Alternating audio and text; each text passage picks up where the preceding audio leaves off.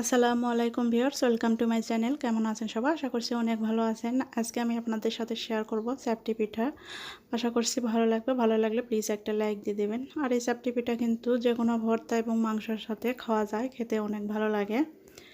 তো চাপটি পিঠা বানানোর জন্য এখানে আমি ভাত যেই চালের আমরা খাই সে চাল দিয়ে দিচ্ছি 1.5 কাপ, আর 1.5 কাপ দিয়ে দেব আতপ চাল। তো মোট 3 কাপ আমি চাল দিয়েছি।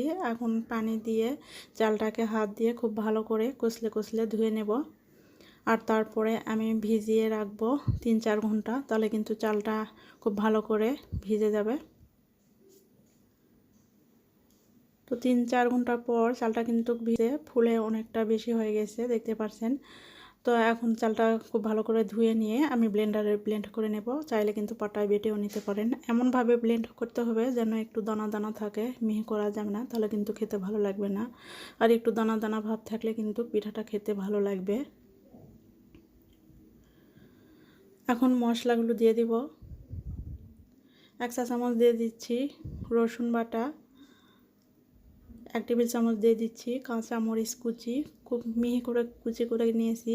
আর 2টা পেঁয়াজ মিহি করে কুচি করে নিয়েছি, দিয়ে দিলাম। 1/2 চা চামচ দিয়ে দিলাম জিরার গুঁড়া, 1/2 চা চামচ দিয়ে দিলাম লাল মরিচের গুঁড়া, 1/2 চা চামচ হলুদের গুঁড়া, পরিমাণ মতো লবণ দিয়ে দিচ্ছি। এখন দিয়ে দিচ্ছি ধনিয়া পাতা কুচি 1 টেবিল চামচ। এখন সব কিছু একটা গোল চামচ দিয়ে আমি মিশিয়ে নেব। খুব ভালো করে মেশাতে হবে যেন দলা পেকে না থাকে মশলাগুলো। তো চামচ দিয়ে খুব ভালো করে মিশিয়ে নিয়ে তারপর কিন্তু আমি পানি অ্যাড করে দেব। আর এখানে কিন্তু পানি একবারে অ্যাড করা যাবে না, 2-3 বারে পানি অ্যাড করে দিতে হবে। এখন আমি পানি দিয়ে দিচ্ছি, তারপর ব্যাটারটা খুব ভালো করে এভাবে নেড়ে চেড়ে তৈরি করে নেব। তো চামচ দিয়ে ব্যাটারটা খুব ভালো করে নেড়ে চেড়ে নিচ্ছি। ব্যাটারটা যদি ভালো হয় তাহলে পিঠাটাও কিন্তু অনেক ভালো হবে আর খেতেও ভালো লাগবে।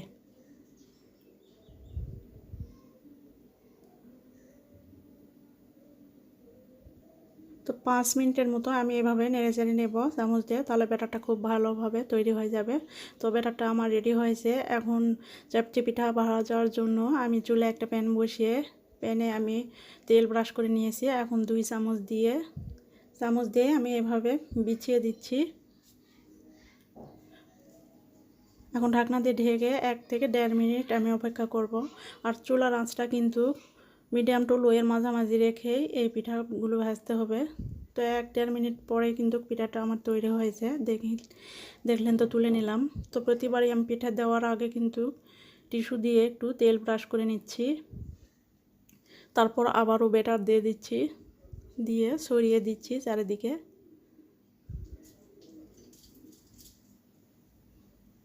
এখন ঢাকনা দিয়ে ঢেকে 1.5 মিনিট অপেক্ষা করব। তো 1.5 মিনিট পর দেখতেই পারছেন পিঠাটা কিন্তু খুব সুন্দরভাবে হয়েছে। তো একটু তেল ব্রাশ করে দিলে কিন্তু পিঠাটা খেতে বেশি ভালো লাগবে। আর সাইড দিয়ে একটু যদি তেল দিয়ে দেন তাহলে পিঠাটা কিন্তু খেতে আরও বেশি মজা লাগবে। তো সবগুলো পিঠাই আমার ভাজা হয়ে গেছে। তো দেখলেন তো খুব সহজে কিন্তু আমি পিঠাগুলো বানিয়ে নিলাম। আর এই পিঠাগুলো হাঁসের মাংস, গরুর মাংস আর যে কোনো ভর্তার সঙ্গে খেতে কিন্তু অনেক ভালো লাগে। তো আপনাদের কাছে কেমন লেগেছে অবশ্যই কমেন্টসে জানাবেন। ভিডিওটি যদি ভালো লাগে লাইক কমেন্ট শেয়ার বেশি বেশি করে করবেন।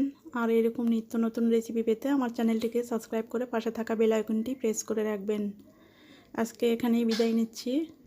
সুস্থ থাকবেন, ভালো থাকবেন। আল্লাহ হাফেজ।